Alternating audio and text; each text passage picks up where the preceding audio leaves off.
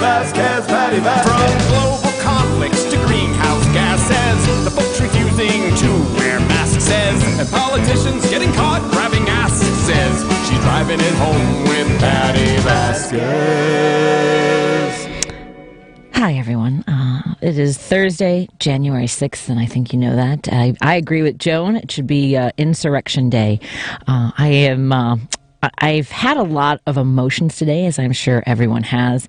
And as I was making my way over here, it's not a very far walk for me, and so I drove anyway.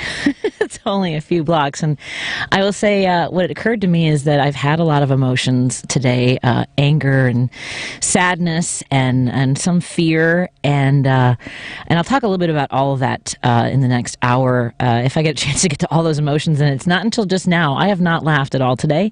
I haven't felt joy today, and that's something that shouldn't have to occur to you. I think that I generally find humor in something throughout the course of the day, and I haven't found that today. I think that I was really content, I guess is the best way to put it, with President Biden's speech this morning. It had energy, it was very specific, and I was encouraged by that. And after that, I just, I've been watching a lot of the coverage, and today should have been a day where I just did not scroll through Twitter, because you'll see people retweeting something from just those who continue to say that January 6th was nothing more than trespassing. And I just can't with people.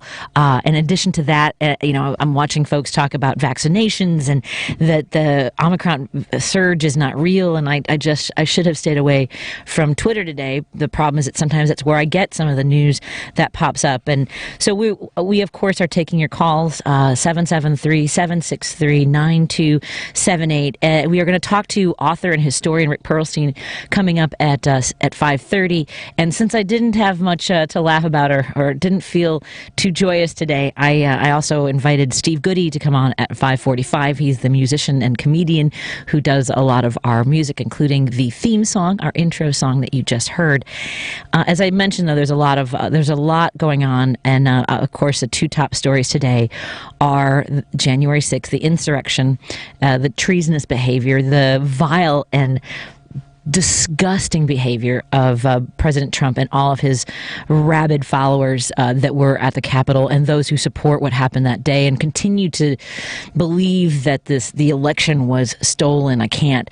But I do want to say one thing before we talk about CPS as well, and the yes, Steve Goody will be on at 5:45. I also want to take a moment to offer our condolences to all of the firefighters and the friends and family of Michonne Plummer, who was killed in a Belmont Central fire today. They laid him to rest, and I do want to make sure that we acknowledge that there are so many people out there hurting right now, and this on top of everything else. There's so much in the news, but again, firefighters and all of our first responders run toward danger. They are the helpers, and we again extend our condolences to the family of Michonne Plummer. So I really I know the phone lines are starting to light up. I know that there were a lot of texts coming in during Joan's show. In regards to CPS, letters are going out throughout the day and into the evening, I'm guessing, on a school-by-school basis. When the CTU voted 73% to return to remote learning, they also mentioned in that memo that they would not return in person until January 18th.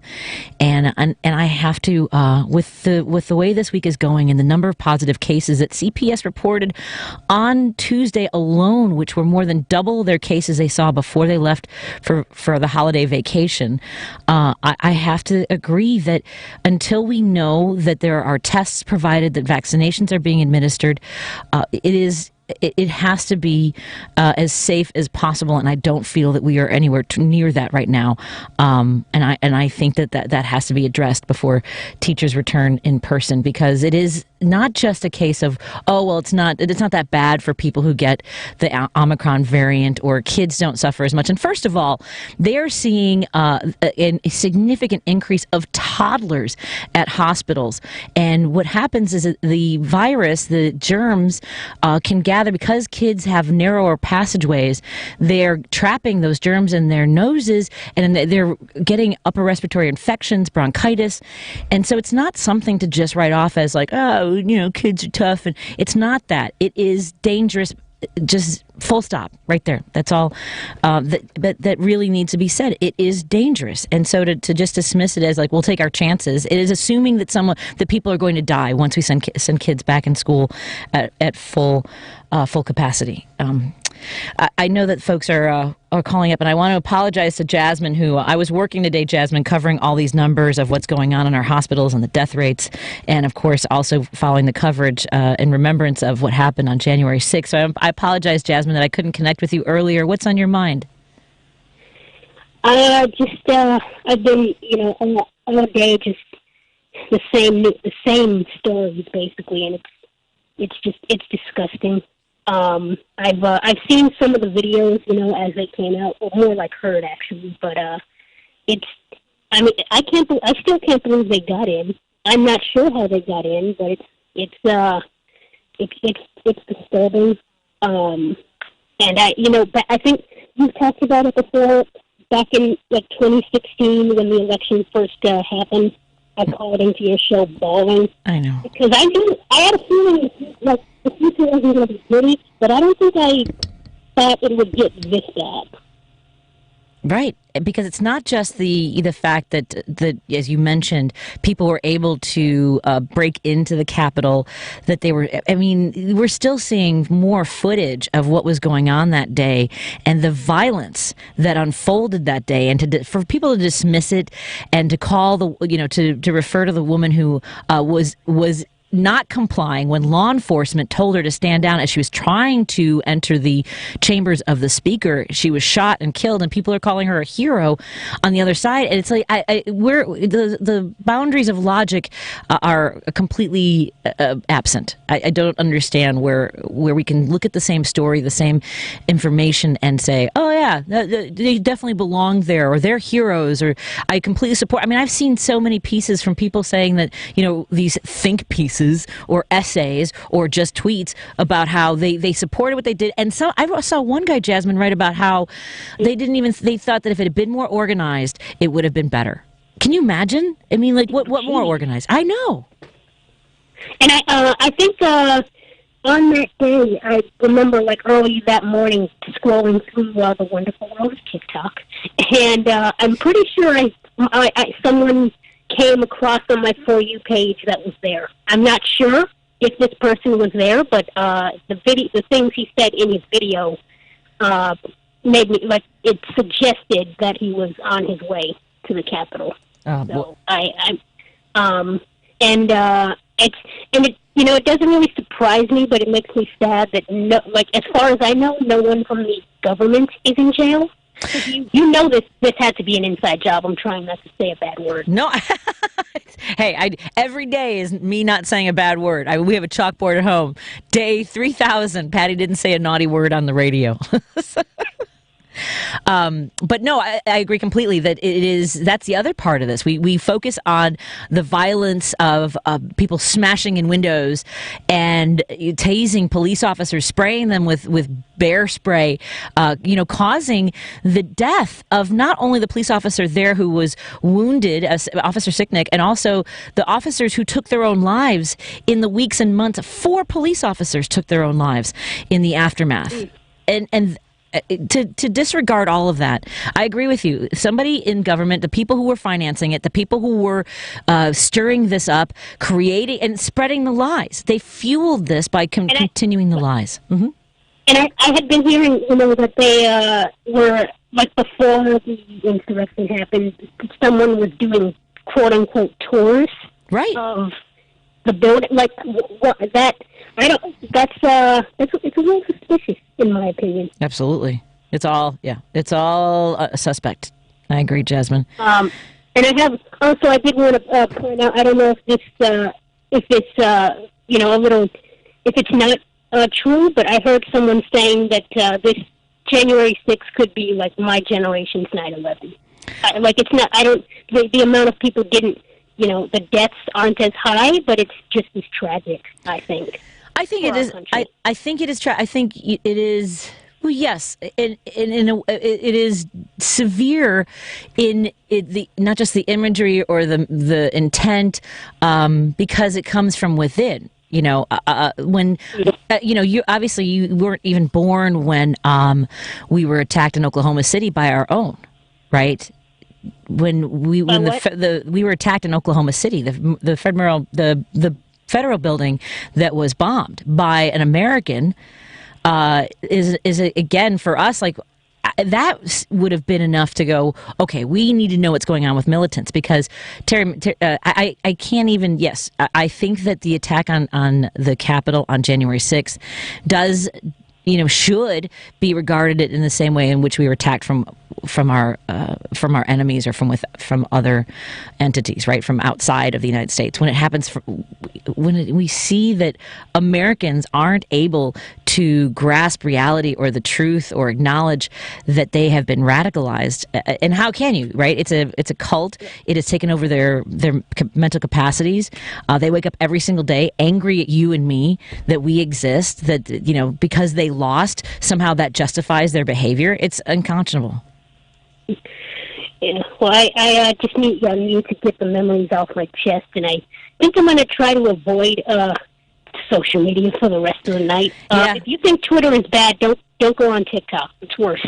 I think I've created a sort of a bubble on TikTok. Only a couple of really horrendous videos make their way through to me. Yeah, but the ones that get through. Yeah, it's bad. It's really bad. I hope you have a good rest of your night and Happy New Year. Thank you. As you heard, I was getting tongue-tied trying to come up with a conversation about whether or not January 6th is like September 11th, and let's put it out to the audience. Let's see what folks have to say about that. All right, Jasmine. Right. I'll talk to you again soon. Absolutely, Jasmine. Because I feel a little clumsy trying to address that. Have a good one. I'll talk to you. Be well. Bye.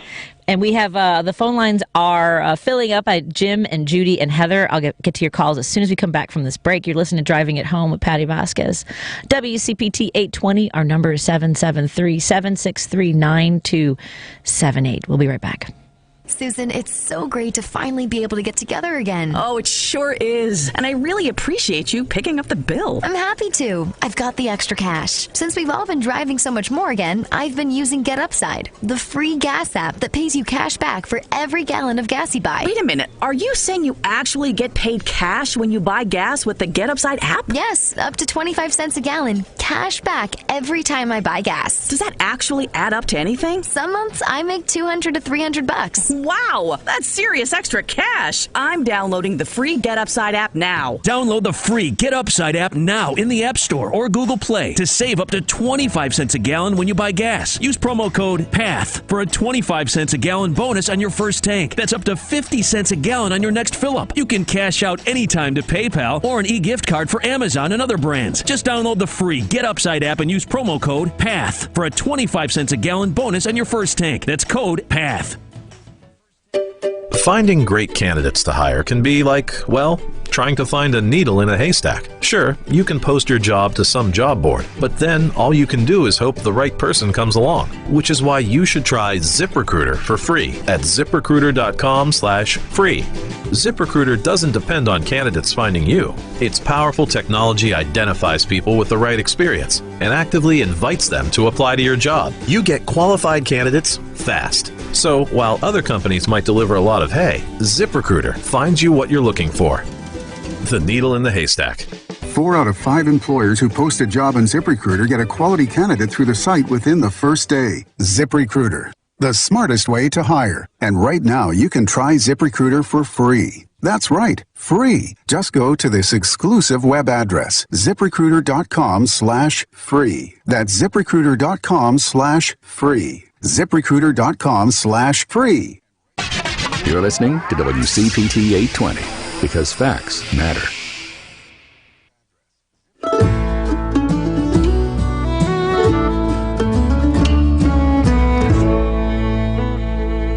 We know you're with opinions beyond your tight circle. That's not true, Chris. I am quick with opinions. Me and Jim are both quick with opinions. Don't you think, Jim? How you doing today? That's one thing we're not short of, Dave's opinions. That's right. But what kills me is modern technology. Let's say Twitter, okay? Trump ruled for 4 years with Twitter. I would go in and turn the TV on. What did he tweet today? And I'd say, why do they give this guy the machine to tweet out whatever goofy thought he's on the toilet at 4 in the morning? Yeah. Tweeting out some crazy. You haven't seen Biden use it. Have you seen Biden use it? No. You never will. It's mostly it doesn't seem like it's personal tweets. It's usually, official tweets from the presidential Twitter account. Well, no, his was just his musing over watching television. And real quickly, I watched the results when Hillary got beat. I was with a younger guy, a nephew, and he was savvy. And I said, don't you realize these are porno addicts that put this guy in office? I said, yeah. You've got algorithms from Russia. The swing states, it's real simple. It's not really a devised, brilliant plan. You fill it with algorithms in the swing states. You tell Hillary's a pedophile, Hillary's a, whatever your case may be. And you peel off like certain 2-3% of that, of the swing states, and you end up with this maniac as president. Yeah. And as far as this day being 9/11, I think it's let's put it this way. I'll never forget it. Right. I'll never forget watching a guy pretending he won the election. Gore actually won the election in 2000. He actually won the election, and Scalia stole it from the Supreme Court in Florida and installed Bush. But you didn't see the Democrats. I was insane over the idea. Oh, so was I. Yeah. I was insane over the idea. But I wasn't going to run to the nearest public building and jump through the window. You know what I mean? Absolutely. No. It's because we're not. It's because we're not ruthless. We need to be relentless because they are ruthless. That's going to have to be the long game for us. But they're fed this nonsense. Look at the Bannon. They take that character, for instance. Here he's a common thief. He steals a couple $100,000. This is all I know about the guy. I don't know anything about him. But I know he stole a couple $100,000. He pretends to be a billionaire on this internet. But yet he's stealing $200,000 like he's a common thief at a church. I got every crumb, I got $6 billion, but I'm going to steal $20 out of the collection plate. And not only that, but he has this following, some kind of a strange following. He was actually in front of the Vatican, believe it or not, talking about the. I kept seeing that TV. Oh, they shouldn't let any immigrants in here. Like he's going to start dictating the Pope about immigrants in Italy. Yeah. I'm like, where do these people? Are these people lost their marbles or what? I don't get it. Yes. You know what I mean? I know. Anyway, Craig, what a horrible day. It's just a horrible, horrible day. And that's not, I won the election. You lost by, you lost by the biggest margin in the history of any election in the history of our country. Mm-hmm. You lost by 5 million votes. And the Democrats are getting more and more votes. Yep. So the only way they know, goddamn, well, the only thing they do is gerrymander everything and try to steal as many votes as they can, because otherwise they'll have to go to good policy. Republicans have to pick a good policy, not how to steal votes. Anyway, I'm still mad, and I know you're mad. And anyway, take care. I'm glad you got. I'm here for folks to vent too. Take care, Jim. And Judy, I'm so glad you called today because I know I left you hanging yesterday. My apologies. What's on your mind? I still want to tell you this. I taught school for 8 years, so I have the perspective of a teacher and a mom, and I would not go. I know most people probably already have made up their mind which side they're on. But if I was a teacher, I wouldn't go in. I've listened to a few of the things they've said. I wouldn't go in, and I wouldn't send my children. Right. Because I taught first and second grade, and especially the little ones. They just reek germs. Their parents send them beautifully scrubbed, and they're adorable. But let me tell you what they do all day. You are going to laugh, but it's disgusting. They pick their noses. Yep. They're dripping, drooling, snotty. Yes. Touch everything. Yeah. And at the end of the year, we really had to scrub. We washed the tops of the desks every week, and the teachers had to oversee this. So, and at the end of the year, some of the older kids always wanted to help. So I would say, "Fine, come on in," and we had to turn them upside down and wash them inside, outside, and on the bottom. And one day, one of the little girls, I think she was like 4th or 5th grade, and she said, "Well, you must have used a real lot of paste this year because it's all over the bottom of the desk." And I said, "Well, yeah, I think it would make you, I think it make you feel better to think it's paste. You think paste if you want to, but I know what it really is." Oh my God!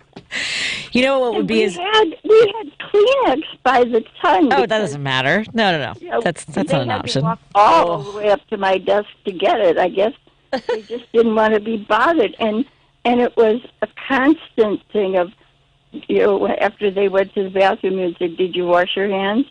"Oh no," and I'd have to send them back. Yeah. So it's just. I want proof of cleansing.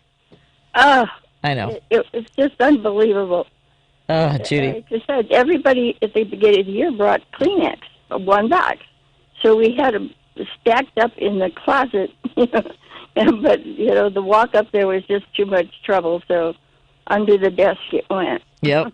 Oh, man, Judy, thank you so much for making me laugh today. I needed that.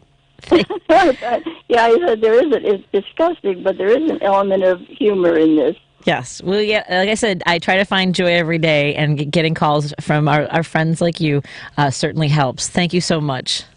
Okay, Pat. We'll talk to you another time. Thanks, Judy. And we've got, let's go to Heather in Michigan. You're fired up too, aren't you, Heather? Hi. Yeah. All right. The first thing I want to say is about some of the media and yesterday. Merrick Garland's speech. First of all, some of those people got on television, or some of those people had been on television before saying he's not doing enough. Right. Then they keep saying that. And unfortunately, it's making people more aggravated. As much as I hate the idea of him supposedly not doing enough, he had numbers yesterday. Right. And I would rather see him do this in a way that is appropriate rather than just try to go too fast and do it. Because, as Joy White Vance said, it was something about if you're trying to get the big fish in the mob, and you're trying to get that, yep, you best not miss when you go there. Exactly. And I think he's trying to be methodical. It's a little bit of what I got from his speech. I know we want a sense of urgency. We also, he has done excellent work in prosecuting before, and I'm trying to have faith that that will prevail here as well. Heather, I'm gonna get to Dave's call too, because I only got 30 seconds left for him to jump in here. I apologize. Thank you, Heather. All righty, talk to you soon. Bye. Talk to you soon. And Dave from Hoffman Estates. Hey, Dave, what's on your mind? Hey, Paul. That this Ashley Babbitt, that right, they're trying to turn her into a martyr now. And as you recall, in history, Hitler did the same thing with those, I believe there's 3 people that got killed in that beer hall putsch, and that he turned them into martyrs and stuff like that. And also Hitler, in Mein Kampf, he said what he was going to do if he ever got into power. Much like what Trump did after he got an inauguration, after he got inaugurated. He was saying what he was going to do. Yeah. And he pretty much did a lot of the stuff he said he was going to do. And it's emboldening. For her getting shot going through that window, her job when she was in the Air Force, she was in the security. So she knew exactly what that, Right. That this guy wasn't playing around. If you crossed this line, that was it. Right. She didn't comply. She didn't comply. I think I'm going to squeeze one more call in here, Dave. Are you good? All right. Thanks, Dave. Yeah, that's fine. Thank you. One more. We got John in Wrigleyville. Hey, John, what's on your mind? John? Yes, hi. I wanted to talk about the person that was shot, the woman. Mm-hmm. I forgot her name. Now, she was trying to get into the Capitol building. That is correct? Yeah, she was in the Capitol building. She was trying to get into the chamber. She was down the hall from Speaker Pelosi's office. That's what she was trying to. She was trying to breach the security line that the law enforcement had established. Yep, the cops that were in there. So that line that established, there were how many people who were trying to get in to that situation? Well, and they repeatedly gave her warning that they were going to shoot. And the officer who shot Ashley Babbitt was cleared of all charges. They did an investigation, and it was a legitimate shooting. Well, but my question was that I saw the video. And I saw a lot of people doing the same thing that this Ashley Babbitt was trying to do. Why? She had broken the window. She had her foot. She was about to. Nobody else had their foot in that window and was about to enter that space. So that would be the difference. Have a great night, John. We are going to take a break here for traffic, and then we'll check in with Rick Perlstein when we come back on Driving It Home with Patti Vasquez. This is Chicago's Progressive Talk, 820 AM, WCPT Willow Springs, and online at WCPT820.com, where facts matter. You're listening to WCPT 820. Here's the latest Chicago traffic update. Making your way through Downers Grove, heads up for a crash on Maple Avenue at Main Street. In Willowbrook, a crash on Route 83 at 72nd Court. In East Chicago, at US 12 and Euclid Avenue, an accident. Eden's either way is trouble-free. Kennedy inbound jammed Canfield to Nagle, Ohio into the burn. O'Hare to downtown 2613 in from the junction. Outbound pretty easy, really. 10 to the split, 7 minutes in the express. 22 out to the airport.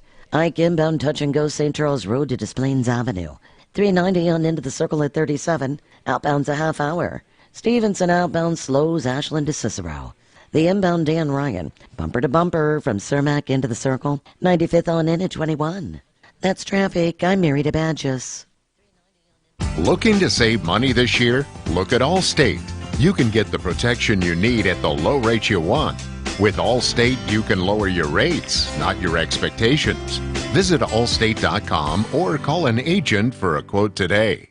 Are you one of the millions of homeowners who haven't refinanced yet? If so, I'm here to tell you it's not too late. Hi, I'm Wesley Hogan with Westland Financial. Although the lowest rates may be in our rearview mirror, as the economy recovers from the biggest economic shock of our lifetime, rates still remain near historic lows. In fact, with the dramatic increase in home values, this may be the perfect time to put that new home equity to work. Take advantage of our cash out refi program and pay off high-rate credit cards, car loans, or other high-interest rate debt. Or finally make those home improvements you put on hold for so long. Best of all, we can do this with no closing costs. That's right, whether it's a conventional, FHA, or VA loan, we'll pay for your title, settlement, lender, and recording fees. So call Westland at 888-455-3669.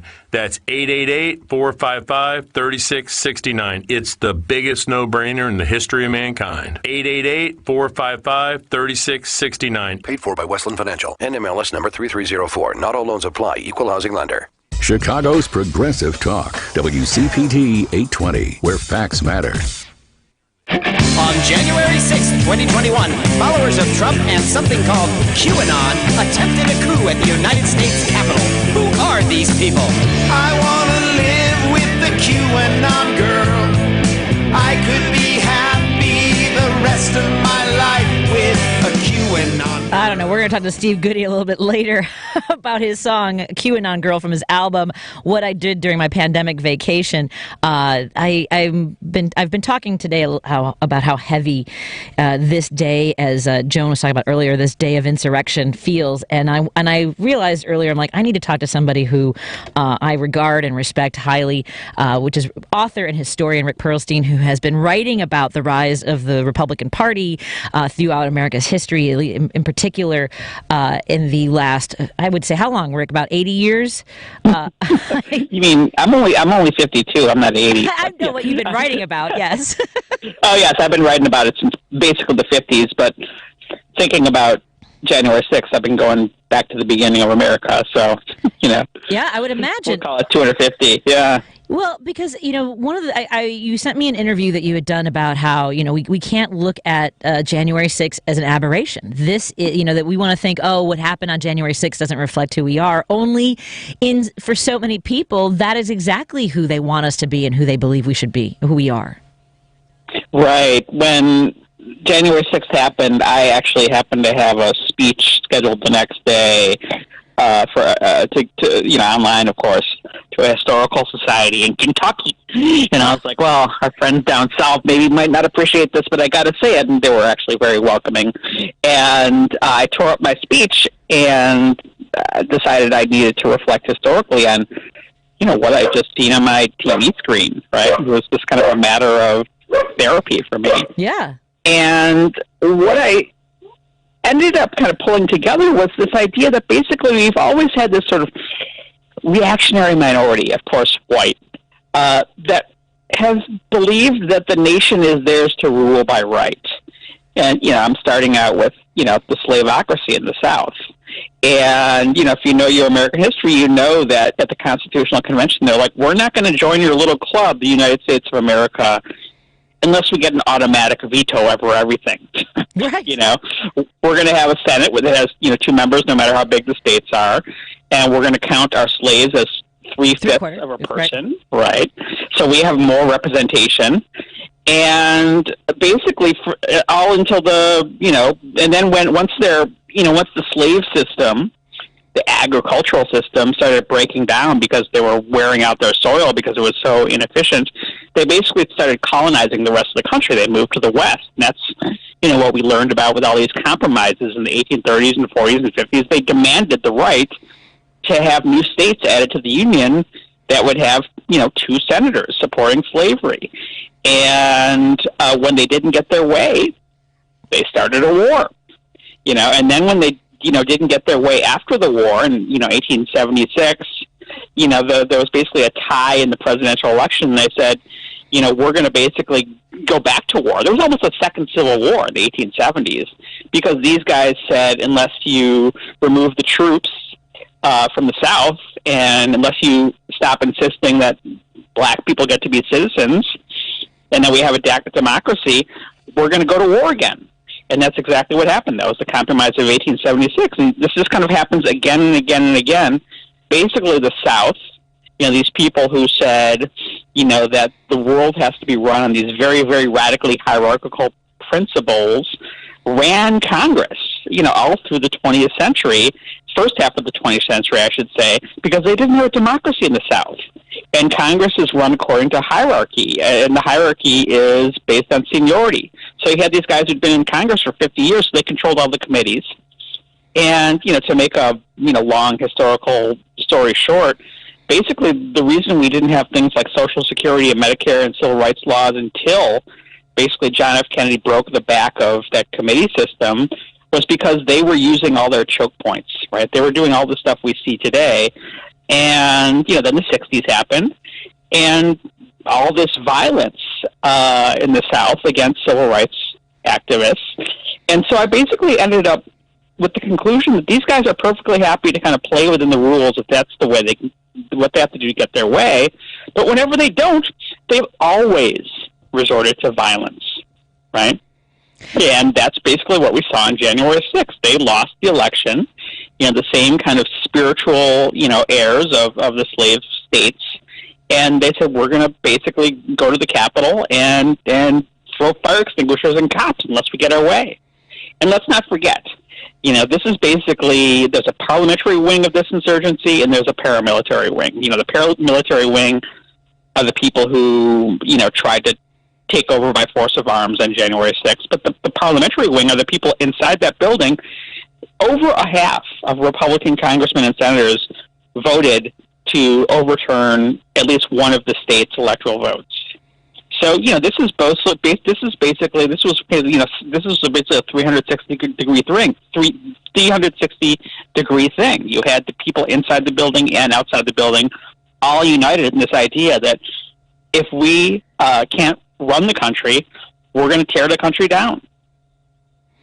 And in the days after, it's been a sad day for me too. It's heavy stuff. And in the aftermath, state legislatures moved quickly to continue to remove the ability for people to have access to the vote. Right? Exactly. And that's part of it too. It's all over the place. Right. And it's the same state legislatures passing laws saying if you run over a protester in a protest with your car, you're not going to jail. Do you know about that part? I do know about that part. Yeah, there's I think it's 7 states now that have either considered or passed laws indemnifying people who run over protesters. Yep. So it's basically, again, it's the violence and it's the lawmakers kind of working together, right? Working hand in hand, and they each play a role in this. And unless we call it out and see it for what it is, and, I really hand it to Joe Biden. I think he really hit it out of the park this morning. Absolutely did not pull a single punch. Yeah. Unless we see this as an existential fight, for America, the America that we believe in, right, all the listeners to the station, believe in, then we're going to lose it. We're going to lose it. I mean, Abraham Lincoln said, so that government by the people, of the people, for the people, shall not perish from this earth. And, that was back when America was the only democracy in the world. And, that's the stakes right now. What do you say? We have a young listener who called in the first portion of the show. Jasmine is 21 years old, and so she was a baby when we were attacked on 9/11. And she was asking, she's thinking, that January 6th is like her 9/11, and of course on 9/11 we were talking about how it was our Pearl Harbor. I mean, does that sound like that makes a lot of sense? Then, I mean, it feels like it kind of does, and it's kind of encouraging in a way because it's an alarm bell for people. And one of the things that happened on 9/11, of course, was people were so kind of scared that we sort of surrendered to a lot of these right-wing energies that the Bush administration was putting out, right? If it wasn't for our kind of existential fear that, we were under threat for our lives from these kind of scary people halfway around the world, Bush wouldn't have been able to start that awful war in Iraq. And the same way, if this is just as profoundly moving to young people, maybe they will be as committed, to healing and repairing our democracy and understanding who the enemies are here. I mean, that's kind of encouraging that it was so dramatic. We have all these wonderful people, these insurgent hunters, and this can be a rebirth of freedom, right? We can really understand what we stand to lose. God bless Jasmine. God bless Jasmine. And what can we do to not encourage that, right? I'm your age. I'm 50. Right. And we, we have listeners that are of every age group that, as you mentioned, of a like mind of we need to do something to protect the democracy as we know it, with all the threats that we have experienced through our lifetimes. Obviously having these conversations. I talk about how the GOP, the conservatives, are ruthless. We need to be relentless is all I can really come up with. Right. That's really smart, yeah. So we don't have to cheat like they do, right? Like Harry Truman said, when somebody yelled at him, give him hell, Harry. He said, I don't have to give him hell. I tell the truth and they call it hell, right? So we can kind of use our values, right? But a lot of this stuff, I say that there's like this, kind of, this is kind of like going on at all levels of society. We have the Senate, but we also have school boards, right? The same people who are saying, oh, it's okay to try and overturn an election, spiritually speaking, are the same people who say we're going to ban books, right? So we're going to go to school boards and we're going to intimidate people who, don't give way, and refuse to ban books that teach about racism. These are the same sorts of people who are, intimidating city council members who pass mask mandates. You know, so a lot of this stuff is going on at the local level. So if there is a school board meeting, right, if there is a county board meeting and you're kind of down, you know, kind of in the southern reaches of the, you know, AMA 20 listening area, show up, you know, get these people's back. You know, a lot of this stuff is just very, very grassroots oriented, right? You don't have to feel helpless. Yes. You know, you can show up. You know, not only on election day, but, you know, just anytime there's kind of a local meeting, you know, show up at your Democratic precinct meeting, you know, show up at, you know, your county board meetings, and because they're showing up. Yep. And that's why, you know, radio stations like this, WCPT 820, our new newsroom, which is Heartland Signal, we're trying to reach as much as we can in the Midwest. You know, that's amazing. We can't compete right now with Fox News and all the Rush Limbaugh networks that are still out there replaying him. You know, it comes in after all their church hours, so of course it's part of their religion. We need to find a way to keep having these conversations and be there when people are, you know, able to at least lower their guard and have a conversation is the best I can hope for at this point. Yeah, talk to your neighbors, right? It's like they think that, you know, they think what they say on Fox News, that these liberals, you know, are people with horns who are, you know, trying to destroy their way of life, must be true. And if they, you know, look you in the eye and see that you're a nice guy, will shovel the walk, you know, then, you know, maybe we have a chance, right? But none of this stuff is going to be easy. You know, what President Biden is doing, you know, is not going to be easy because he's, you know, trying to undo, you know, an entire generation since Reagan of messages that the government only does evil things. You know, so he's trying to say, no, the government is the people who send you a check every month if you have a kid. You know, the government is people helping you with your child care. You know, the government is people, you know, helping you go to community college, right? But that's not going to happen overnight either, right? So don't get discouraged. Okay. You know. Thank you. It's a long haul. It's a long haul. We've been talking to historian and author Rick Perlstein. You can find his books like The Invisible Bridge, The Fall of Nixon and the Rise of Reagan, Nixonland, The Rise of a President and the Fracturing of America, and a bunch of other great books, Before the Storm, Barry Goldwater, and The Unmaking of the American Consensus. So many great books and so many great conversations to be had with you, Rick. I'm sorry it took me so long to have this conversation. I also know that I would always go along with you, so I promised you 10 minutes, and I appreciate your time. Where's the best place for people to find everything that you do? I'm on Twitter, Rick Perlstein, and I don't think I have any more Facebook spots. But yeah, we're tweeting my nonsense. You know, so you know, I'm letting people know, what I'm up to. I will make sure I retweet your nonsense as well. It's all great stuff, you. and I appreciate Likewise. all your work. Thank you so much, Rick. Thank you for that. I needed that. I needed that encouragement. We all did. Good. This is perfect. Good. We shall overcome. We shall overcome. Thanks. Have a great night. Be well. Bye-bye, dear. Bye-bye. And we'll check in with Rick again in the next couple weeks. When we come back, let's talk to Steve Goody, musician and comedian who you hear at the beginning of every single show. More in a moment on Driving It Home with Patti Vasquez. Deep breaths. Mi's virtual meditation studio has never been busier. Imagine not working. They need a remote assistant to realign their scheduling. Blank calendar. Sorry, back to your breath. Indeed can help them hire great people fast. I need Indeed. Indeed you do. Make calls, schedule virtual interviews, and talk to candidates right from your employer dashboard. Visit Indeed.com/credit and get $75 towards your first sponsored job. Terms and conditions apply. This is a WCPT Moment in Labor.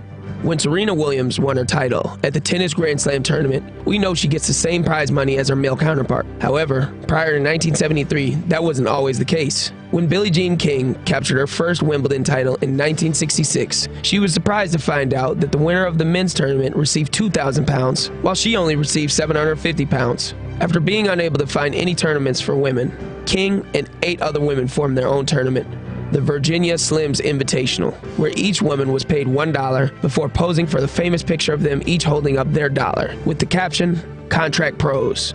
While the move was bold, the pay discrepancies continued. King threatened to boycott the 1973 U.S. Open unless the women were paid the same as the men. Thanks to a grant from Band Deodorant, both the men and women's singles would take home $25,000. Despite the progress at the U.S. Open, it wouldn't be until 1984 that the Australian Open would execute equal pay, followed by the French Open in 2006, and finally Wimbledon in 2007. This has been a WCPT Moment in Labor. We're fighting for your rights. Because facts matter. You're listening to WCPT 820.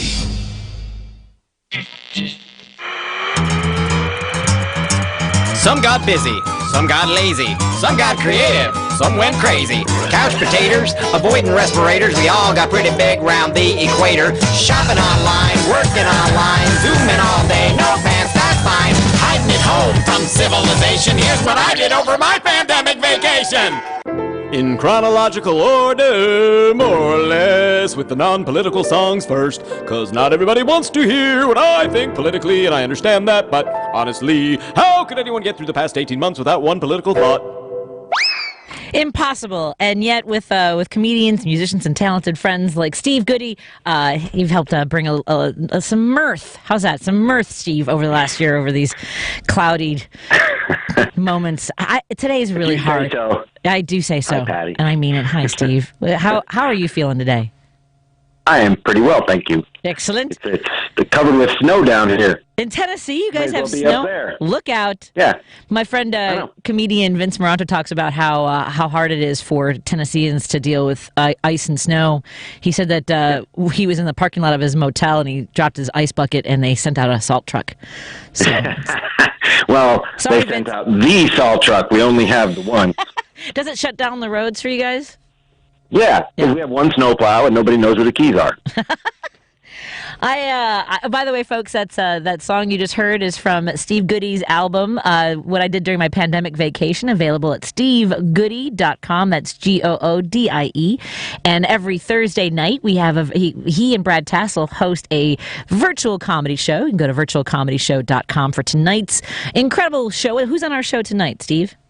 Tonight we have Lori Hamilton, and we have you. I don't know if you know that. We have you. I better have something to melt to that. Hold on a second. If only I could think of something that's... I'll have my bottle of wine ready. Mm-hmm. That's always good, yes. Although, generally I find if the audience has some wine, it's better than if I have. But whatever works for you. Exactly. You're the professional. We also have Sal DiMeolio. I don't know how to pronounce it. D'Amelio. Probably D'Amelio. I think it's We'll D'Amelio. find out. Yes. That's probably right. Mm-hmm. And, of course, John Trent is playing hilarious songs. And it's our Insurrection Anniversary Day, so it's going to be very fraught. Fraught! Be fraught. Yes. I don't know if you had a chance to hear Rick, the guest before you. He is a historian and an author, and it was actually it made me feel a little better. He was talking about how look, this isn't the first time that this has happened. This has been happening since the beginning of our country when conservatives or those who are feebly minded in this way don't get what they want, they resort to violence. And so we just have to keep showing up in any way that we can and having these conversations and laughing when we can. And voting. Voting. Definitely voting. All of that. I know. It's got to be hard. It's got to be hard in a red state, though, to live in Tennessee.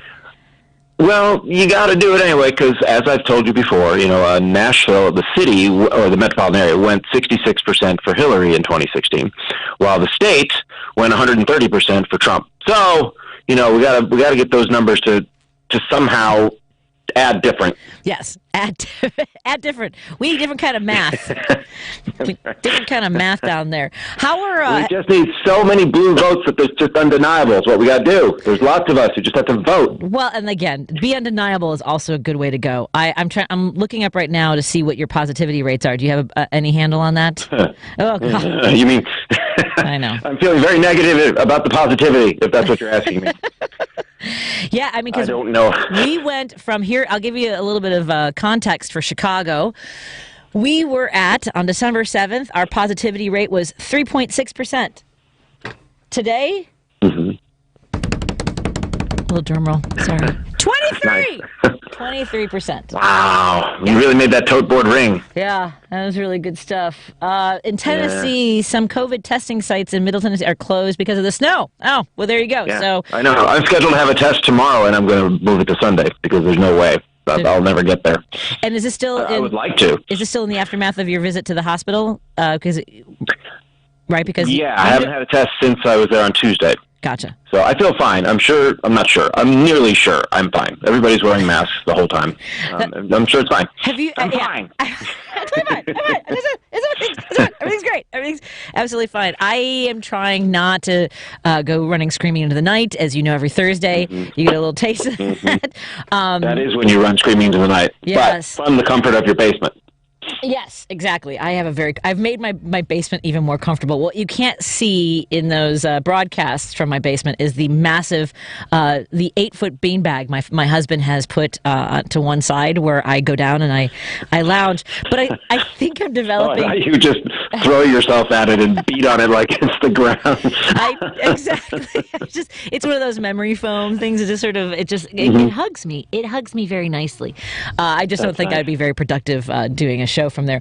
So our schools, so I want to make sure that folks know about CPS, and I know by now parents probably have gotten some notification that their schools are not opening tomorrow. Heather Sharon reports where we stand at 5 p.m. after 2 days of no school, remote or in person. By the way, Steve, when CTU voted to return to remote learning, the CPS and the mayor shut down their accounts, so they could not have access. I remember that. Yes. I did read about it. Yeah. Crazy. So after 2 days, for more than 300,000 students, there is no update on negotiations between CPS. 0 of the 636 CPS schools have announced in-person classes, and there is no official announcement from CPS. So my son's school, Griffin, is a senior in high school, and we got a letter saying that he would not be returning tomorrow. We are going to keep my other son, Declan, home. He goes to a different therapeutic day school in the suburbs, and for reasons that are, I just can't. We have already gotten a report that there was a student that's, at least one student, and I feel like they're not telling us everything, so I just am keeping him home. So I just want to read you something from I want to take care of two things at once, which is have fun with you on the air, but also read this from a teacher. And I want to say to the teachers who are listening, and I want to thank Mary for drawing attention that we were having this conversation yesterday. I stand with the teachers. I can't imagine, Steve, can you, knowing that just being in the same room as somebody, that's how transmissible this variant is. It's why we are going from cloth masks are not good enough. You do need to have at least an N95, a KN95, or a surgical mask. I put a decorative one on top of it so I can feel pretty. But the mask put you on so it can feel pretty. Aw, look what you did there. Thank you. But the thing is that we're asking teachers to take the chance, because they had over 800 between teachers and students positive on Tuesday, and that was after the vacation. Okay, so this is what a teacher writes. Hi, regarding teachers not returning to classrooms until January 18th, there's one important fact forgotten. Teachers are exposed to 20 to 35 children in an enclosed classroom. Some, if not many, are not vaccinated because while their kids are over 5 years old, Steve, are eligible in Illinois. Obviously, they're not the rate where it would be anywhere near herd immunity or to keep each other safe. And at under 5, kids cannot get vaccinated. On top of that, CPS has an atrociously bad cleaning service for CPS schools. That cleaning contract, should have been rescinded several years ago. Teachers want to teach. However, they don't feel the need to die teaching your children. If temporarily closing schools for 2 or 3 weeks saves lives, I say just do it. Do we really want to risk children's lives versus closing schools for 2 weeks or so? Children are getting COVID. There is no tracing of their vaccinated status. They infect each other, and their teachers, hospitals are filling up with COVID. They are. And I mentioned at the beginning of the show, will they not listen until many children die? It's a sad day in Chicago when the mayor is blind to this fact. Thank you, Holly.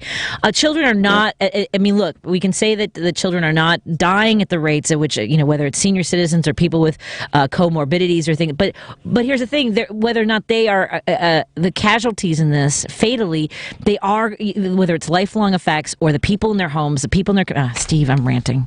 I have to melt in another. No, you're totally right. You're doing great. It's so hard. I consider this a warm-up melt. If you're going to melt fully, you got to preheat that oven. Yeah. So I'm going to patty melt with Steve Goody, Bradley Tassel, and our cavalcade of wonderful performers today at 8 p.m. Central. Where do folks go for that, Steve? They go to virtualcomedyshow.com. Thank you so much for the great music and always a great conversation, Steve. I'll see you in 2 hours. Thank you for your low standards in conversation. I appreciate it. Bye, everybody. Thank you, Matt. We'll see everybody. We'll talk to you all tomorrow. Have a good night. Stephanie Miller here. We all have moments of uncertainty and worry, and that's just around what we're eating. Life is challenging, but why is our diet making it harder? As I learned from the tummy whisperer,